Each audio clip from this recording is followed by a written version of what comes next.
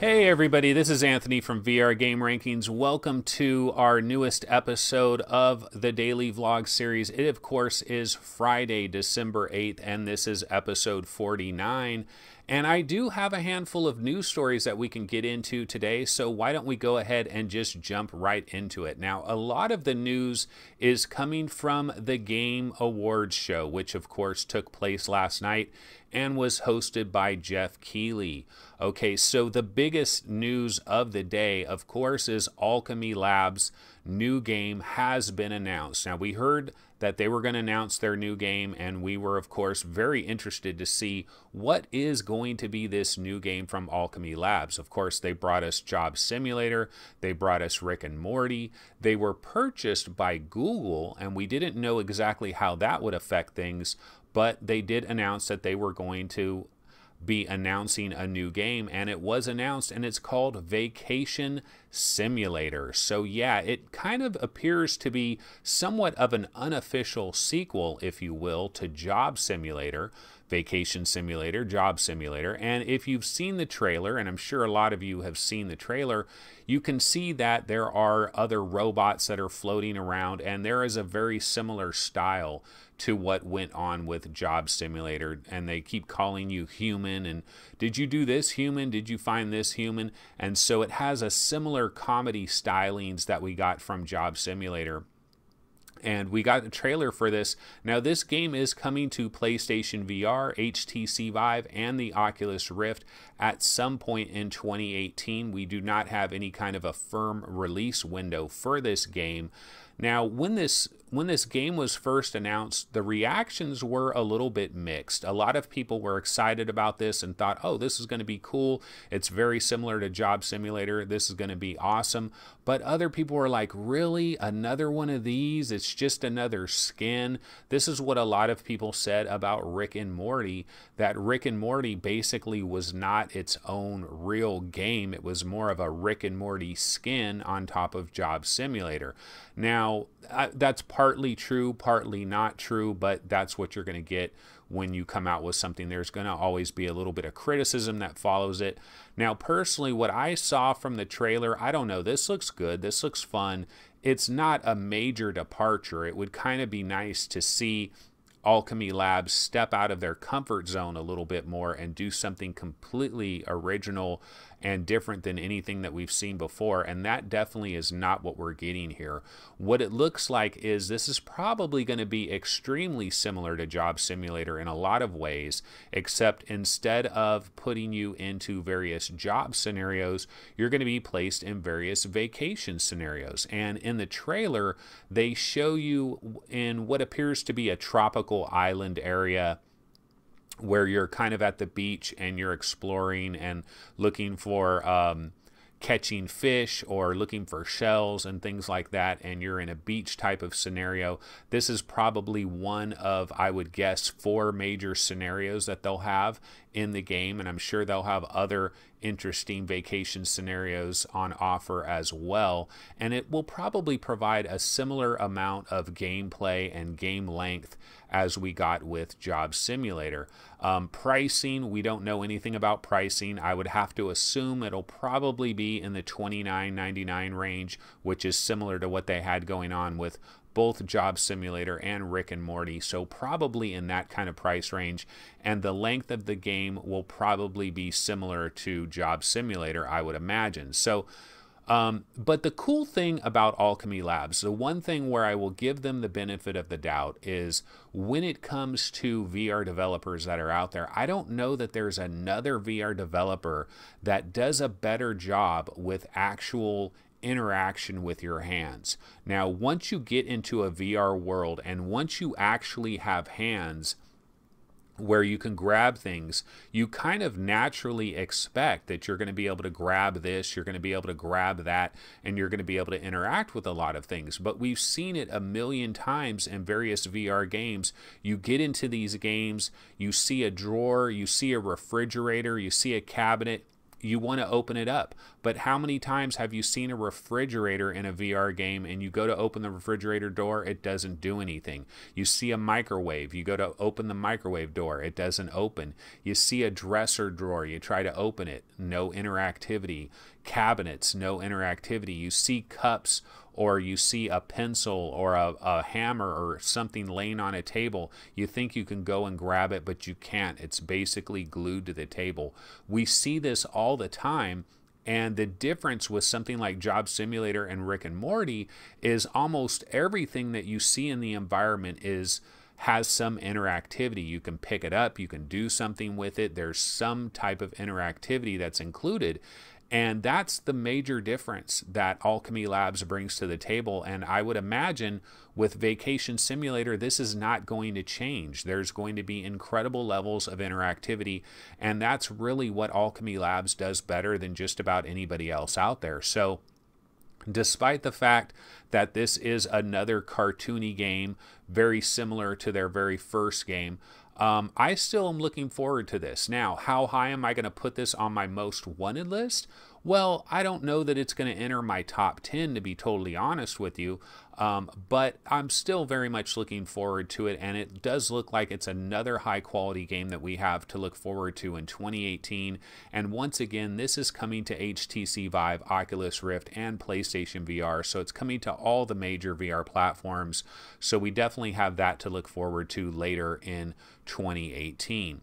Okay, also from the Game Awards show last night, Resident Evil 7 was voted the VR AR Game of the Year. Yeah, so it's interesting because they changed the name of this category to VR/AR game, even though there were no AR games that were included in this particular category this year. Which brings me to another point.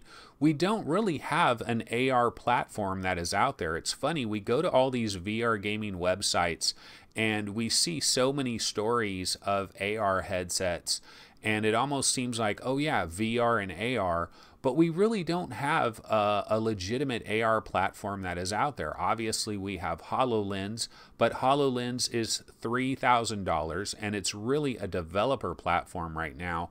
And I think what Microsoft is looking at with that is that it's simply priced much too high to be a consumer product. So they're kind of letting it gestate, if you will, for a while in that kind of developer mode, and then eventually if they can bring that price down and be able to manufacture it at a lower cost, and maybe if they can chop the price in half to say like $1,500, then they might bring it out as an actual consumer platform, and then we could start seeing legitimate AR games, which is something that we haven't seen yet. I mean, I don't know of a very specific AR game that you can point to, so it was kind of interesting that they added that as part of this category, but I think it was more of a future-looking type of a thing, and maybe next year, when they do this category next year, they might have legitimate AR games to talk about, but not really anything this year. So what were the nominees for the best VR game of the year? The nominees included Star Trek Bridge Crew, Super Hot, Farpoint, Lone Echo, and Resident Evil 7. And Resident Evil 7 ends up taking the top prize. Steve from VR Roundtable is going to be very happy about that. I believe this is still his favorite VR game. I've played Resident Evil 7, but I have not completely finished it. I got stuck in a certain part of the game and just haven't gone back to it.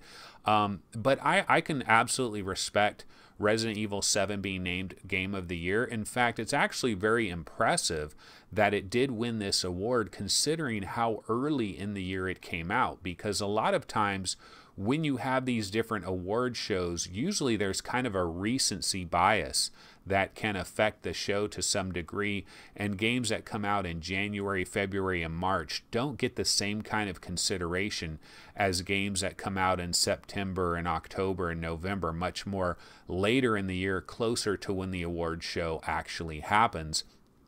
The other thing is that this year isn't over. We still, of course, have Fallout 4 VR, which is coming on Monday.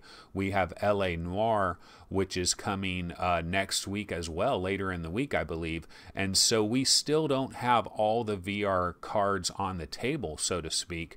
But you have to do these award shows at some point. They've decided to do them in early December, so there's always going to be this cutoff point, and they can't include everything. Now, would I personally select Resident Evil 7 as my game of the year from this particular group of nominees?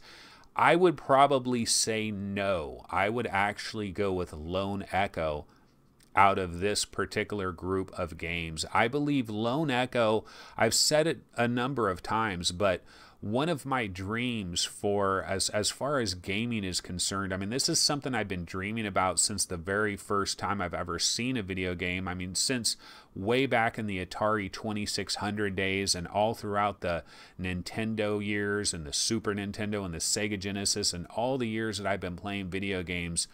One of the things that I've always dreamed about is this idea that I can eventually become the star of a movie, like actually enter a movie and have a movie that is operating all around me, and I am the star character in the movie. I am the guy, you know, I am the movie star that is in this movie. It is happening around me.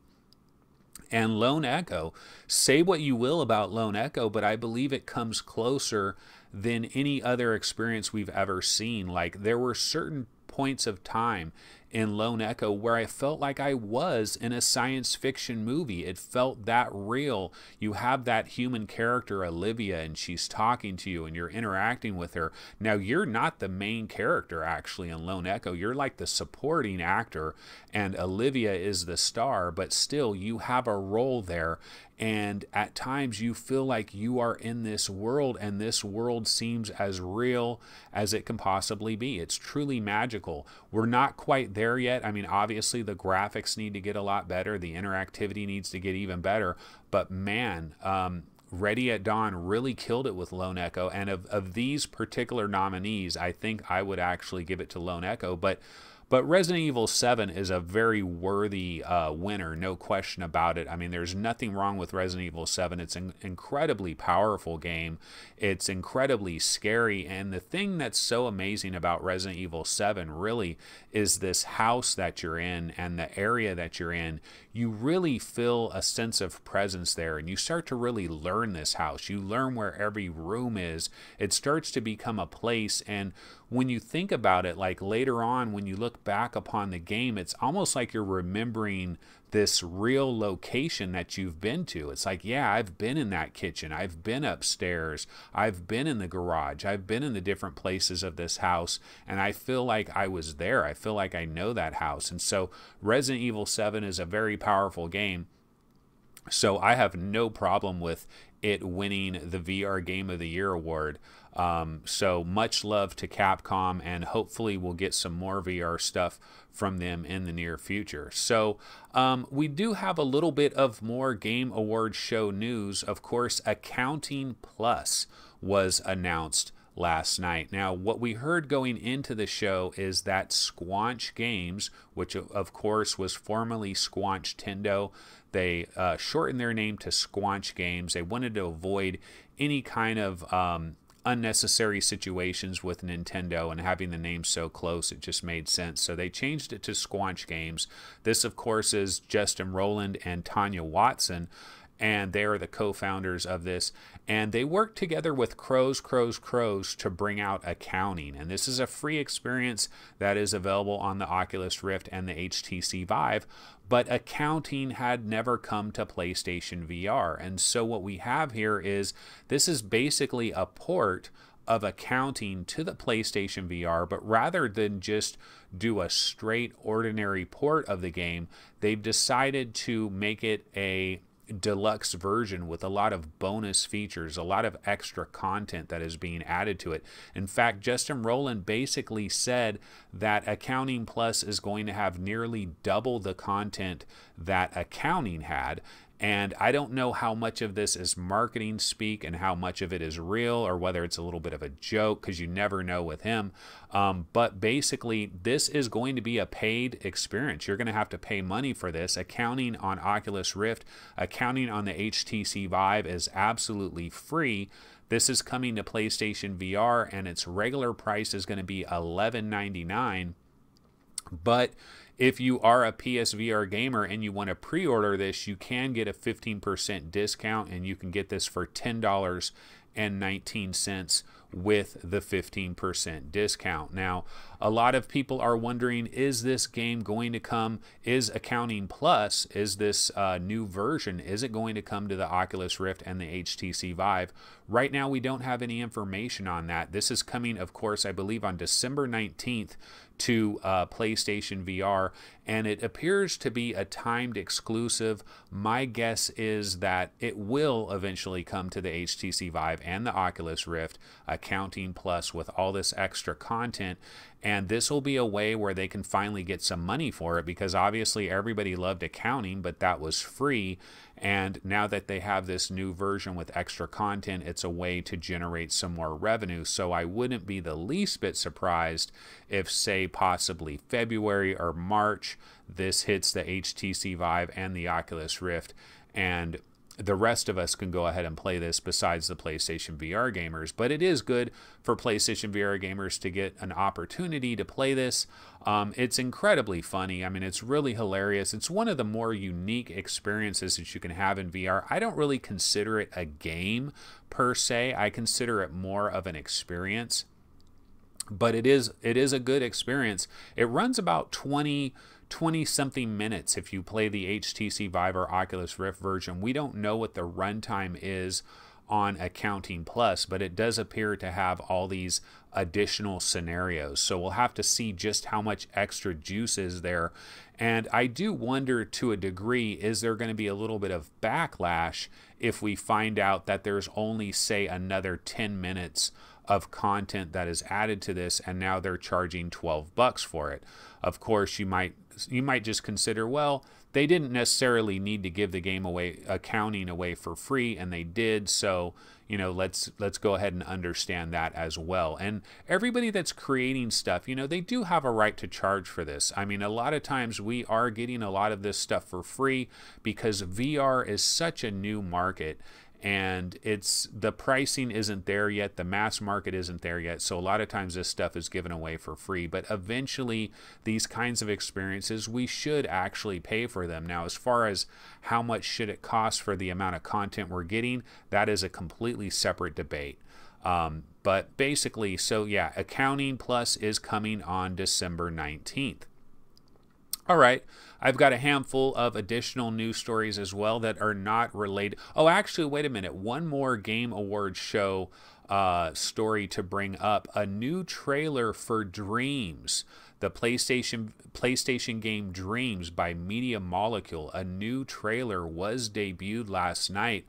And the interesting thing about this is right around the 37-second mark of this trailer, it appears to show two hands on the screen, and the footage looks a little bit different, and a lot of people think that this is a giveaway that Dreams is definitely PlayStation VR compatible. Now, we have kind of assumed that Dreams would be PlayStation VR compatible, but we weren't absolutely positive, and we're still not positive. There's been no confirmation of this, but in the trailer, again, around like the 36, 37, 38 second mark, you see what looks like two hands, and it could be PlayStation Move controllers, and that could be the VR mode of the game. So we're hoping that Dreams does have a VR component. Of course, going back to Dreams in general, this is one of these interesting games. It's kind of been an albatross, really, on Sony's back from a standpoint of course, we remember The Last Guardian and how many years that was in development forever. Sony seems to get into this situation with a number of their prize developers where development will just continue and continue, and years and years and years later, you're waiting for these games. We've seen this happen with The Last Guardian. We've seen it happen with Gran Turismo. I mean, just think about how many Forza racing games have come out in between the Gran Turismo releases. It's unbelievable. Gran Turismo, of course, was an absolute cash cow for Sony back in the late 90s and in the early 2000s. In fact, it basically gave them the European market, and to this day, Sony enjoys absolute dominance in Europe, and a lot of that is on the back of Gran Turismo, and to a lesser extent, some of the soccer games that came out on various PlayStation platforms as well. So when it comes to Dreams, I mean, this game has been in development for a long time. Of course, Media Molecule was, they did Little Big Planet, and that was a huge game for the PlayStation 3. But ever since then, I don't know that they've really made a lot of money for Sony, but Dreams does look pretty incredible, incredibly ambitious. Kind of hard to know really what is going on with this game, but we are hopeful that there is a VR component, and based on that footage that we saw, we kind of think that there could be a VR component there, so that is good news. And speaking of this, the PlayStation Experience begins tonight. At 8 p.m. tonight begins the PlayStation Experience. Now, this is a weekend-long event that is going to go on Saturday and I believe Sunday as well. So it's kind of the whole entire weekend, but it kicks off at 8 p.m. this evening. And it's possible that during this PlayStation Experience, we might hear some additional VR announcements. Maybe we'll hear that Dreams is confirmed for PlayStation VR. That's one thing we could find out. We could hear about other PSVR announcements during this weekend-long extravaganza that's going on. So we'll have to keep our eye on that, because now that the Game Awards has passed, this is kind of the next opportunity where we can possibly get some game announcements before the end of this year. So we'll be looking forward to the PlayStation Experience kicking off tonight and hopefully find out some new PlayStation VR announcements. Okay, so that pretty much covers it for all of the Game Awards show stuff. I do have a couple of other minor news stories to jump into real quick. Oculus is giving away Lone Echo for free. So if you want to grab yourself an Oculus Rift, if you can buy it before December 14th, you will get Lone Echo thrown in for free. Now, is this some huge major extravaganza? Not really, but hey, it's a $40 game, and like I was just mentioning with Lone Echo, this is definitely a potential Game of the Year contender, and anybody that's going to have an Oculus Rift, you pretty much have to have Lone Echo. I mean, that's pretty much a given. So getting this for free, it's basically a $40 value. So you're kind of getting $40 off the price of an Oculus Rift if you buy it by December 14th. So this is a pretty decent promotion. And in a related story, I mean, not really related, but in some ways related, Newegg was having a really good deal on the Oculus Rift, where you could buy the Oculus Rift and you would get a $100 Newegg gift card. Now, the last I checked, this deal is basically dead because they are out of stock for this deal. But as we've seen with Amazon, sometimes Amazon will have a deal like this. It will be out of stock and everybody will be like, oh, the deal's over. But if you pay close attention and you go back to the website, maybe check it a couple times later in the day, sometimes deals like this come back on. Now, I'm not sure if this will ever happen with Newegg, but I know it has happened with Amazon in the past where a deal runs out, but you check back later, the deal is back. So sometimes there's stuff like that. So if you are in the market for a brand new Oculus Rift, you might want to try checking Newegg, although that deal is probably dead. But there were some lucky devils that probably got in on this deal. And the nice thing about it is they're going to get a $100 gift card for Newegg, but they also are going to maybe get Lone Echo for free because, you know, they bought it during that time frame when Lone Echo will be thrown in for free. So that's a really nice deal for anybody that is picking up a brand new Oculus Rift. Okay, the final news story that I have for the day is Ark Angel is free to play on the Oculus Store this weekend. And I've talked about Ark Angel a number of times. Oculus just had that flash sale, the 1-year anniversary of Touch. Ark Angel was on sale for $15. I've said that this is an incredibly underrated game and that every time I'm doing rankings on VR Game Rankings, and I'm doing the top 100 Vive rankings or the top 100 Oculus Rift rankings, and I'm tabulating everything out.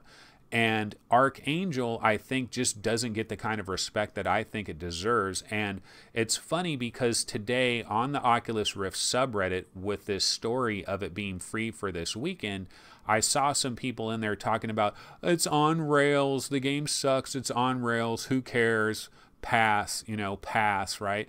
And it's unfortunate that people have this opinion of it. Yes, technically it is on rails and it's not a go anywhere game, but the thing is, Ark Angel, if it was go anywhere, it would not be the same experience that it is. And part of the reason it's so good is the production value, the voice work, the cinematics, just the overall experience. Everything is timed.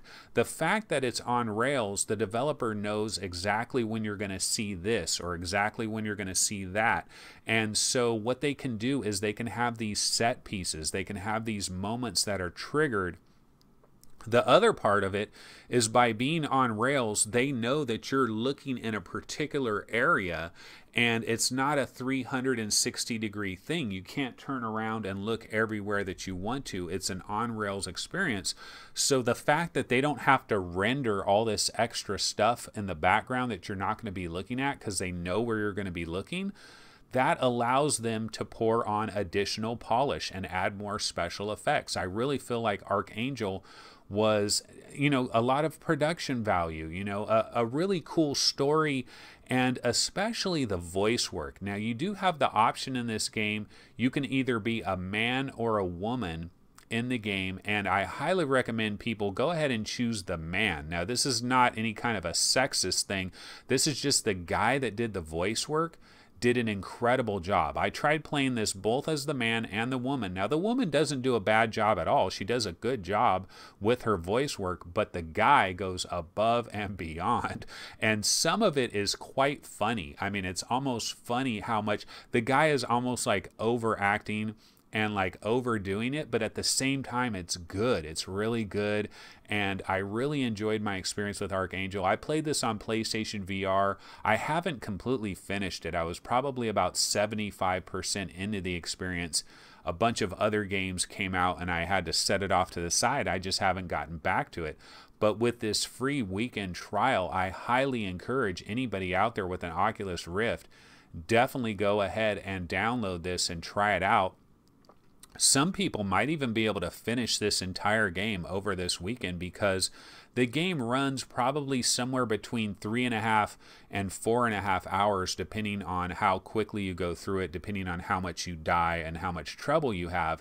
But, so many people complain about the fact that it's on rails, but the thing that they don't understand is you basically have your left arm and you have your right arm, and you have to do things with your left arm, you have to do things with your right arm, and it's a lot to manage. It's a lot to manage in your brain. It's just hard to, like, you need to shoot things over here, you need to do things over here, you're doing your shields, you're blocking with your shields. There's so many things that you have to do simultaneously that if you also had to drive your mech at the same time, it would just be that much more complicated. So the fact that it's on rails is really not that big of a deal.